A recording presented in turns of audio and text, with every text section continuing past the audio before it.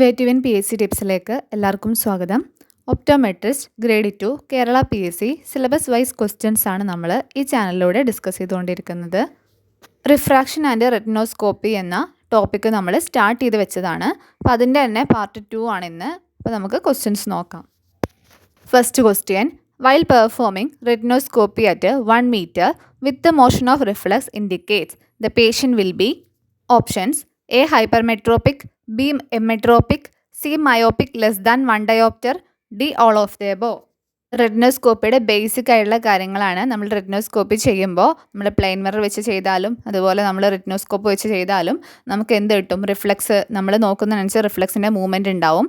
അത് വിത്ത് മൂവ്മെൻ്റ് ആവാം, against movement ആവാം, അതല്ലെങ്കിൽ മൂവ്മെൻ്റ് ഒന്നും ഇല്ലാണ്ടിരിക്കാം. വിത്ത് മൂവ്മെൻ്റ് ആണ് 1 മീറ്റർ ഡിസ്റ്റൻസിലാണ് നമ്മൾ പെർഫോം ചെയ്യുന്നതെങ്കിൽ അത് ഹൈപ്പറോപ്പിക് ആവാനുള്ള ചാൻസ് ഉണ്ട്. അതുപോലെ 1 തന്നെ നമുക്ക് മൂവ്മെൻറ്റ് ന്യൂട്രലൈസ് ചെയ്തിട്ട് 1 ഡയോപ്റ്റർ തന്നെ കിട്ടുകയാണെങ്കിൽ അത് എമ്മെട്രോപ്പിക് ആവാനുള്ള ചാൻസ് ഉണ്ട്. അതായത് നമ്മുടെ വർക്കിംഗ് ഡിസ്റ്റൻസിനുള്ള കറക്ഷൻ എത്രയാണോ ആ കറക്ഷൻ തന്നെ നമുക്ക് ന്യൂട്രലൈസേഷൻ കിട്ടുകയാണെന്നുണ്ടെങ്കിൽ അത് എമ്മെട്രോപ്പിക് ആയിരിക്കും. അപ്പോൾ ഇവിടെ 1 മീറ്ററിൽ ചെയ്യുന്നതുകൊണ്ട് 1 ഡയോപ്റ്ററാണ് നമുക്ക് വന്നിട്ടുള്ളതെങ്കിൽ നെറ്റ് പവർ നമ്മൾ വർക്കിംഗ് ഡിസ്റ്റൻസ് കറക്ഷൻ കുറക്കുമ്പോൾ 0 ആയിരിക്കും കിട്ടുക. അതുകൊണ്ട് തന്നെ അത് എമ്മെട്രോപ്പിക് ആണെന്ന് പറയാം. ഇനി നമുക്ക് വിത്ത് മൂവ്മെൻ്റ് ആണ്, പക്ഷെ നമ്മൾ ന്യൂട്രലൈസേഷൻ ചെയ്യുമ്പോൾ വർക്കിംഗ് ഡിസ്റ്റൻസ് കറക്ഷനേക്കാൾ കുറവാണ് നമുക്ക് കിട്ടുന്ന പവർ എങ്കിൽ എന്തായിരിക്കും? അത് മയോപ്പിക് ആവാനുള്ള ചാൻസ് ഉണ്ട്. ഇവിടെ വർക്കിംഗ് ഡിസ്റ്റൻസ് കറക്ഷൻ 1 ഡയോപ്റ്റർ ആയതുകൊണ്ട് 1 മീറ്ററിലായതുകൊണ്ട് മയോപ്പിക് ലെസ് ദാൻ 1 ഡയോപ്റ്റർ ആവാനുള്ള ചാൻസും ഉണ്ട്. അപ്പോൾ ഇവിടുത്തെ answer option D all of the above ആണ്. 1 മീറ്ററിലാണ് നമ്മൾ റെറ്റിനോസ്കോപ്പി പെർഫോം ചെയ്യുന്നതെങ്കിൽ വിത്ത് മോഷൻ റിഫ്ലെക്സ് ആണെന്നുണ്ടെങ്കിൽ അതെന്തൊക്കെ ആവാനുള്ള ചാൻസ് ഉണ്ട്? ഹൈപ്രോപ്പിക്കും ആവാം, എമെട്രോപ്പിക്കും ആവാം, മയോപ്പിക് ലെസ് ദാൻ 1 ഡയോപ്റ്ററും ആവാൻ ചാൻസ് ഉണ്ട്. അപ്പോൾ option D all of the above ആണ് ആൻസർ. ഒരു കാര്യം കൂടെ, നമുക്ക് വിത്ത് മൂവ്മെൻറ്റ് ഓഫ് റിഫ്ലെക്സ് ആണ് കിട്ടുന്നതെങ്കിൽ അത് ന്യൂട്രലൈസ് ചെയ്യുന്നത് പ്ലസ് ലെൻസസ് വെച്ചിട്ടാണെന്ന് ഓർക്കണം. അതുപോലെ നമുക്ക് എഗെയിൻസ്റ്റ് മൂവ്മെൻ്റ് ആണ് കിട്ടുന്നതെങ്കിൽ അത് നമ്മൾ ന്യൂട്രലൈസ് ചെയ്യുക മൈനസ് ലെൻസസ് വെച്ചിട്ടാണെന്നുള്ള കാര്യം കൂടെ മറക്കാണ്ടിരിക്കുക. Next question: when plane mirror retinoscopy is performed at a distance of 1 metre no cycloplegics used in myopia greater than 1 dioptre the movement of reflex will be. നമ്മുടെ first question തന്നെ ഒന്ന് തിരിച്ച് ചോദിച്ചതാണ്. അതായത് നമുക്ക് കിട്ടിയ റിസൾട്ട് എന്ന് പറയുന്നത് മയോപ്പിയ ഗ്രേറ്റർ ദാൻ 1 ഡയോപ്റ്റർ ആണ്. അപ്പോൾ അങ്ങനെയാണെങ്കിൽ നമ്മൾ കണ്ട റിഫ്ലെക്സ് എങ്ങനെയായിരിക്കും എന്നായിരിക്കും? വിത്ത് മൂവ്മെൻ്റ് ആയിരിക്കുമോ, എഗെയിൻസ്റ്റ് മൂവ്മെൻ്റ് ആയിരിക്കുമോ, ന്യൂ മൂവ്മെൻ്റ് ആയിരിക്കുമോ, നോ റിഫ്ലെക്സ് ആയിരിക്കുമോ? ആൻസർ എന്താണ്? ഓപ്ഷൻ ബി എഗെയിൻസ്റ്റ് മൂവ്മെൻ്റ് ആണ്. നമ്മൾ പറഞ്ഞിരുന്നു 1 മീറ്റർ ഡിസ്റ്റൻസിലാണ് നമ്മൾ റെറ്റിനോസ്കോപ്പി പെർഫോം ചെയ്യുന്നതെങ്കിൽ അപ് ടു 1 ഡയോപ്റ്റർ വരെ, അതായത് മയോപ്പിക് ലെസ് ദാൻ 1 ഡയോപ്റ്റർ ആണെന്നുണ്ടെങ്കിൽ വിത്ത് മൂവ്മെൻ്റ് ആയിരിക്കും. പക്ഷേ ഇവിടെ മയോപ്പിക് ഗ്രേറ്റർ ദാൻ 1 ഡയോപ്റ്റർ ആണ്.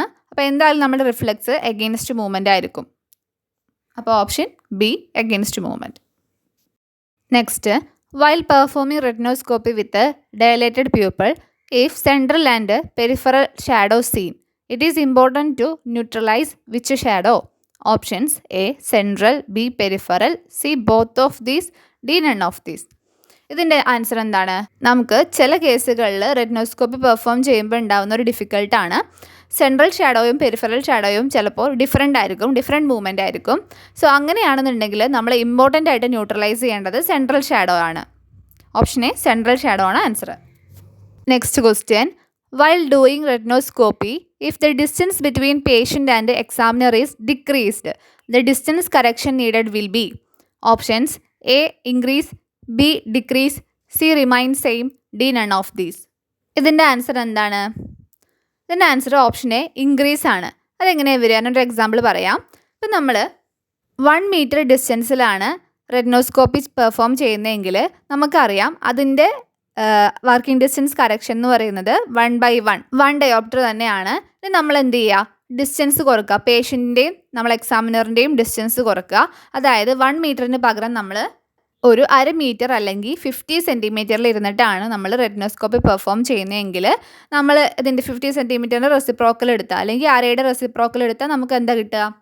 2 ഡയോപ്റ്റർ ആണ് കിട്ടുക. സോ ഇതിനർത്ഥം എന്താണ്? നമ്മൾ വർക്കിംഗ് ഡിസ്റ്റൻസ് കുറച്ചപ്പോൾ വർക്കിംഗ് ഡിസ്റ്റൻസിനുള്ള കറക്ഷൻ ഇൻക്രീസ് ചെയ്തു. അതുകൊണ്ടാണ് ഇവിടെ ഓപ്ഷൻ എ ഇൻക്രീസ് എന്ന് വന്നത്. ഇനി ക്വസ്റ്റ്യൻ തിരിച്ചും ചോദിക്കാം. പേഷ്യൻറ്റിൻ്റെയും എക്സാമിനറിൻ്റെയും വർക്കിംഗ് ഡിസ്റ്റൻസ് ഇൻക്രീസ് ചെയ്യുകയാണ് ചെയ്തിട്ടുള്ളതെങ്കിൽ നമുക്ക് കിട്ടുന്ന ഡിസ്റ്റൻസ് കറക്ഷൻ എന്ന് പറയുന്നത് ഡിക്രീസ് ചെയ്യായിരിക്കും. രണ്ടും ഓപ്പോസിറ്റ് ആയിരിക്കും എന്നുള്ള കാര്യം ഓർത്തു വെക്കുക. Next question, if undilated retinoscopy is done at a distance of 2/3 meter, distance correction needed is options A 1 diopter, B 1.25 diopter, C 1.50 diopter, D 2 diopter. നമുക്കറിയാം 2/3 മീറ്ററിലാണ് നമ്മൾ റെറ്റിനോസ്കോപ്പി പെർഫോം ചെയ്യുന്നതെങ്കിൽ അതിൻ്റെ വർക്കിംഗ് ഡിസ്റ്റൻസ് കറക്ഷൻ എന്ന് പറയുന്നത് ഇതിൻ്റെ റെസിപ്രോക്കൽ എടുക്കുക, അതായത് 3/2. അപ്പോൾ ആൻസർ എത്ര വരിക? Option C 1.50 diopter. Next question, dry retinoscopy is also known as options A cycloplegic retinoscopy, B dynamic retinoscopy, C non cycloplegic retinoscopy, D none of these. ഇതിൻ്റെ answer എന്താണ്? ഡ്രൈ റെറ്റിനോസ്കോപ്പി എന്ന് പറയുന്നത് non cycloplegic റെറ്റിനോസ്കോപ്പിയാണ്. Option C non cycloplegic റെറ്റിനോസ്കോപ്പിനെയാണ്. Non cycloplegic റെറ്റിനോസ്കോപ്പിയുടെ പ്രത്യേകത എന്താ? നമ്മളിവിടെ സൈക്ലോപ്ലീജിക് ഡ്രഗ്സ് ഒന്നും യൂസ് ചെയ്ത് കണ്ണ് ഡയലേറ്റഡ് ആക്കുന്നില്ല. അങ്ങനെ നമ്മൾ ഡാർക്ക് റൂമിൻ്റെ എഫക്റ്റ് കൊണ്ട് മാത്രം റെറ്റിനോസ്കോപ്പി പെർഫോം ചെയ്യുകയാണ്. അതിനെയാണ് നമ്മൾ ഡ്രൈ റെറ്റിനോസ്കോപ്പി എന്ന് പറയുന്നത്. ഇനി സൈക്ലോപ്ലീജിക്സ് യൂസ് ചെയ്യുന്ന റെറ്റിനോസ്കോപ്പിയാണ് സൈക്ലോപ്ലീജിക് റെറ്റിനോസ്കോപ്പി, അതല്ലെങ്കിൽ വെറ്റ് റെറ്റിനോസ്കോപ്പി എന്നും പറയും. Next question, in cycloplegic retinoscopy using 2% homatropine the amount of dioptres deducted to compensate ciliary muscle tone is options A 0 diopter, B 0.75 diopter, C 0.50 diopter, D 1 diopter. നമ്മൾ മുമ്പ് question discussion സമയത്ത് നമ്മൾ ഓരോ I ഡ്രോപ്സും അതിൻ്റെ effect സൈക്ലോപ്ലീജിക് എഫക്ട്സും നമ്മൾ പറഞ്ഞിട്ടുള്ളതാണ്. അപ്പോൾ നമ്മൾ ടോണസ് അലോവൻസ് എന്നാണ് പറയുക സാധാരണ. അതായത് നമ്മൾ ഹോമട്രോപ്പിൻ യൂസ് ചെയ്തിട്ടാണ് നമ്മൾ റെറ്റിനോസ്കോപ്പി പെർഫോം ചെയ്തിട്ടുള്ളത് എങ്കിൽ ആ ഒരു ഐ ഡ്രോപ്പിൻ്റെ ടോണസ് അലോവൻസ് എന്ന് പറയുന്നത് 0.50 diopter ആണ്. അപ്പോൾ നമുക്ക് കിട്ടുന്ന നെറ്റ് പവറിൽ നിന്ന് നമ്മൾ വർക്കിംഗ് ഡിസ്റ്റൻസ് കറക്ഷൻ്റെ കൂടെ തന്നെ ഈ ഒരു ഐ ഡ്രോപ്പിൻ്റെ ടോണസ് അലോവൻസ് ആയിട്ടുള്ള 0.50 diopter കൂടെ ഡിഡക്റ്റ് ചെയ്യണം. എന്നാലേ നമുക്ക് നെറ്റ് പവർ കിട്ടുള്ളൂ. വേറെ ഇമ്പോർട്ടൻ്റ് ആയിട്ടുള്ള ഐ ഡ്രോപ്സിൻ്റെ ടോണസ് അലോവൻസ് കൂടെ പറയാം. അട്രോപ്പിൻ്റെത് 1 diopter ആണ്. മിഡ്രിയാറ്റിക് എഫക്റ്റ് ഏറ്റവും ലോങ് ഡ്യൂറേഷനിൽ നിൽക്കുന്നത് എപ്പോഴും അട്രോപ്പിനാണ്. അതുപോലെ നെക്സ്റ്റ് നമ്മൾ സൈക്ലോപെൻഡോലേറ്റ്, അതിൻ്റെ ഒരു 0.75 diopter ആണ്. പിന്നെ നമ്മൾ കോമൺ ആയിട്ട് യൂസ് ചെയ്യുന്നതാണ് ട്രോപ്പിക് അമൈഡ്. ട്രോപ്പിക് അമൈഡിന് 0 ആണ്, ടോണസ് അലോവൻസ് പറയുന്നില്ല. ട്രോപ്പിക് അമൈഡ് ഷോർട്ടസ്റ്റ് ആക്ടിങ് മിഡ്രിയാറ്റിക്സ് കൂടെയാണ്. ഈ കാര്യങ്ങളൊക്കെ വിശദമായിട്ട് നമ്മൾ പ്രീവിയസ് ഇയർ ക്വസ്റ്റ്യൻ പേപ്പർ ഡിസ്കഷൻ്റെ സമയത്ത് നമ്മൾ പറഞ്ഞിട്ടുണ്ട്, ചാർട്ടൊക്കെ വെച്ച് പറഞ്ഞിട്ടുള്ളതാണ്. അതുകൊണ്ടാണ് ഇവിടെ വീണ്ടും എടുത്ത് പറയാത്തത്. ക്ലാസ്സുകളൊക്കെ കണ്ടിന്യൂസ് ആയിട്ട് കാണുന്നവർക്ക് ആ ഒരു പ്രശ്നം ഉണ്ടാവില്ല. അപ്പോൾ എല്ലാവരും കണ്ടിന്യൂസ് ആയിട്ട് കാണുക. Next question, in retinoscopy use of cycloplegics drugs are contraindicated in patients with options A nuclear cataract, B congenital cataract, C primary open angle glaucoma, D primary closure angle glaucoma. ഇതിൻ്റെ answer option D primary closure angle ഗ്ലോക്കോമയാണ്. ഇതൊന്ന് ഓർത്ത് വെക്കുക. നമ്മൾ glaucoma എന്നുള്ള topic important ആയിട്ടുള്ള topic വരുന്നുണ്ട്, ആ സമയത്ത് വിശദീകരിച്ചതിനെക്കുറിച്ച് പറയാം. Next question, out of the following which is the shortest acting mydriatic? Options A tropicamide, B homatropine, C cyclopentolate, D atropine. നമ്മൾ പറഞ്ഞിരുന്നു നേരത്തെ ഷോർട്ടസ്റ്റ് ആക്ടിങ് ട്രോപ്പിക്കമൈഡ് ആണ്. ഓപ്ഷൻ എ ട്രോപ്പിക്കമൈഡ് ആണ്. ലോങ്ങസ്റ്റ് ആക്ടിങ് ആണ് ഓപ്ഷൻ ഡി അട്രോപ്പിൻ. അപ്പോൾ ഇവിടെ answer option A. Next question, retinoscopy on a -3 diopter myope at 2/3 meters. Neutralisation occurs with power. ഇങ്ങനൊരു question കാണുമ്പോൾ ശ്രദ്ധിക്കുക, retinoscopy on a -3 diopter myope അങ്ങനെ പറഞ്ഞാൽ നമുക്ക് റിസൾട്ട് നമുക്ക് കിട്ടിയത് -3 diopter മയോപ്പാണ്. സോ നെറ്റ് പവർ നമുക്ക് കിട്ടിയത് -3 diopter ആണ്. ഈ നെറ്റ് പവർ എന്ന് പറഞ്ഞാൽ എന്താണ്? നമുക്ക് ആദ്യം റെറ്റിനോസ്കോപ്പി ചെയ്ത് കഴിയുമ്പോൾ നമുക്കൊരു പവർ കിട്ടും. ആ പവറിൽ നിന്ന് ഇപ്പം നമ്മൾ സൈക്ലോപ്ലീജിക്സ് യൂസ് ചെയ്യുന്നുണ്ടെങ്കിൽ അതും അതുപോലെ വർക്കിംഗ് ഡിസ്റ്റൻസിൻ്റെ കറക്ഷനും എല്ലാം കുറച്ച് കഴിഞ്ഞ് കിട്ടുന്നതാണ് നെറ്റ് പവർ. സോ ഇവിടെ സൈക്ലോപ്ലീജിക്സിൻ്റെ കാര്യം പറഞ്ഞിട്ടില്ല, അപ്പോൾ നമ്മൾ കൺസിഡർ ചെയ്യേണ്ട ആവശ്യമില്ല. പക്ഷേ ഇവിടെ വർക്കിംഗ് ഡിസ്റ്റൻസ് എത്രയാണ്? 2/3 meter ആണ്. അപ്പോൾ അതിൻ്റെ വർക്കിംഗ് ഡിസ്റ്റൻസ് കറക്ഷൻ എത്രയായിരുന്നിരിക്കും? 1.5 diopter ആയിരിക്കും. അപ്പോൾ നമുക്ക് അവിടെ ഒരു ഗ്രോസ് പവർ കിട്ടിയതിൽ നിന്നും 1.5 diopter കുറച്ചതിന് ശേഷമാണ് നമുക്ക് -3 diopter കിട്ടിയത്. അപ്പോൾ നമ്മുടെ ന്യൂട്രലൈസേഷൻ നടന്നത് ഏത് പവറിൽ വെച്ചായിരിക്കും? -1.50 diopterലായിരിക്കും. കാരണം -1.50 നമുക്ക് ന്യൂട്രലൈസേഷൻ നടന്നു കഴിഞ്ഞാലേ അതിൽ നിന്ന് നമ്മൾ വർക്കിംഗ് ഡിസ്റ്റൻസിൻ്റെ കറക്ഷനായിട്ടുള്ള 1.5 കൂടെ കുറച്ച് നമുക്ക് നെറ്റ് -3 ഡയോപ്റ്റർ എന്ന് കിട്ടുള്ളൂ. ഇതൊരു പ്രോബ്ലം എന്നുള്ള രൂപത്തിൽ കാണാണ്ട് നമ്മൾ പ്രാക്ടിക്കലായിട്ട് ചെയ്യുന്ന കേസുകൾ വെച്ചിട്ട് ആലോചിക്കുക. അപ്പോൾ നമുക്ക് ഈസി ആയിട്ട് മനസ്സിലാക്കാൻ പറ്റും. അപ്പോൾ ഇവിടെ ആൻസർ എന്താണ്? Option B -1.50 dioptre. ഇത് മനസ്സിലായിട്ടുണ്ടെങ്കിൽ -2 ഡയോപ്റ്റർ മയോപ്പാണ് നമുക്ക് 2/3 മീറ്ററിൽ കിട്ടുന്നതെങ്കിൽ ന്യൂട്രലൈസേഷൻ ഏത് പവറിലായിരിക്കും നടക്കുന്നതെന്ന് ജസ്റ്റ് ഒന്ന് കമൻറ്റ് ചെയ്യൂ. Next question, cylindrical lenses are prescribed in options A hypermetropia, B myopia, C astigmatism, D presbyopia. Cylindrical lenses നമ്മൾ അസ്റ്റിഗ്മാറ്റിസം കേസുകളിലാണ് കൊടുക്കുക. ഓപ്ഷൻ സി അസ്റ്റിഗ്മാറ്റിസം ആണ് answer. Next, concave lenses are prescribed in options A myopia, B hypermetropia, C presbyopia, D all of these. ഇതിൻ്റെ answer എന്താണ്? Option A myopia. Myopic കേസുകളിലാണ് നമ്മൾ concave lenses കൊടുക്കുക. ഇനി കോൺവെക്സ് ലെൻസ് നമ്മൾ ഹൈപ്പർമെട്രോപ്പിക് കേസുകളിലും കൊടുക്കും, പിന്നെ പ്രസ്ബയോപ്പിയയിലും നമ്മൾ കൊടുക്കുന്നത് കോൺവെക്സ് ലെൻസസ് ആണ്. Next question, retinoscopy on a +2 dioptre hyperope at 2/3 metres neutralisation occurs with power. ഇതിൻ്റെ ആൻസർ എന്താ വരിക?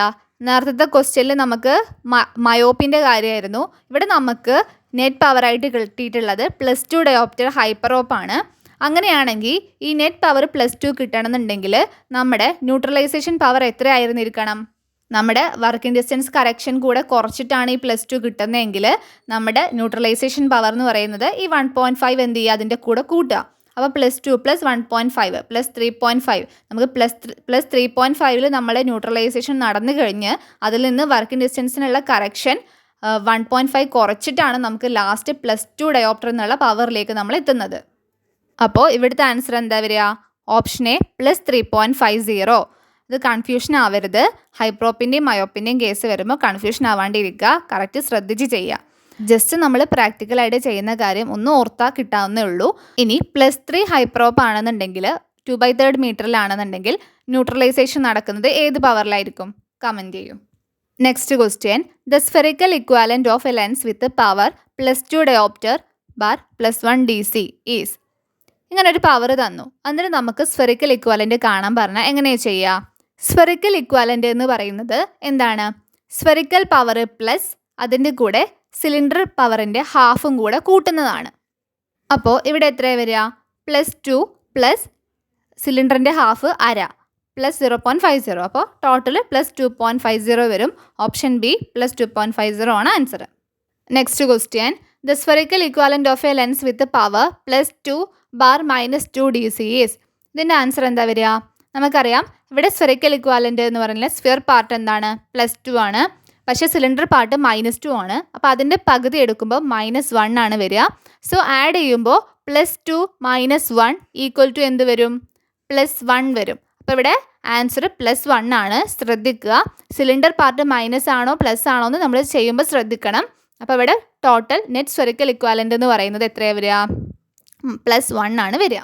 Option A. ഇനി +3 DS ബാർ -3 DC ഇതിൻ്റെ സ്ഫെറിക്കൽ ഇക്വാലൻ്റ് എത്രയാണ് വരിക എന്ന് നിങ്ങളൊന്ന് കമൻറ്റ് ചെയ്യൂ. അപ്പോൾ ഇന്ന് നമ്മൾ 15 ക്വസ്റ്റ്യൻസ് ആണ് ഡിസ്കസ് ചെയ്തത്.